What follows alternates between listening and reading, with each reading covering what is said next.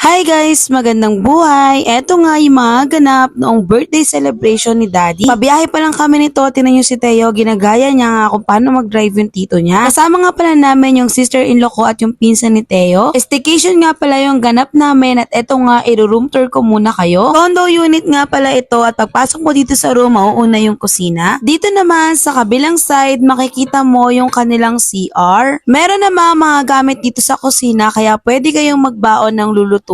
Meron din silang table dito at syempre may TV na merong internet para pwedeng mag-Netflix. Meron silang maliit na couch at maraming pa-mirror. One bedroom nga pala itong kinuha namin. Mag-ahay nga daw muna sila. Kasya nga dito yung 4 to 5 person dahil meron pa itong pull-out bed. Located nga pala yung room namin dito sa 8th floor at ito nga pala yung view sa taas. Sa mga oras na to medyo makulimlim kaya naman hindi masyadong mainit. At dito nga sa taas, kitang-kita mo naman yung view ng swimming pool. O, diba excited mag-swimming yarn? Sa Trees Residence nga pala ito, dito malapit sa amin sa may SM Fairview. Shoutout nga pala sa classmate ko nung college na nag-asikaso sa amin para sa booking dito. At ayun na nga, hindi na kami nagtagal at nag-asikaso na kami para makapag-swimming. At hindi naman halata na masayang masaya ito si Teo at yung pinsan niya. Hindi nga pala ganon kainit, kaya naman malamig yung tubig. Dito nga pala sa Trees ay mahigpit sila at kailangan mo talagang sundin yung proper attire sa swimming. By the way, bago nga pala sila mag-swimming ay nag-apply na kami nitong sun out ng Tiny Buds. Pero eto nga at nag-apply ulit si ate, nilagyan niya ulit sila Teo dahil nga nakapag-swimming na sila. Maganda nga itong natural baby sunscreen ni Tiny Buds dahil meron na itong SPF 50. Malaking tulong nga ito for protection against sunburn. Hindi na nga rin nagtagal at naligo na rin ako at sinamahan ko sila mag-swimming. Hindi ako prepared sa suot ko dahil hindi ko alam na ganito sila kahigpit pagdating sa proper attire. Kaya naman kung ano yung nakikita nyo, pagpasensyahan nyo na lang.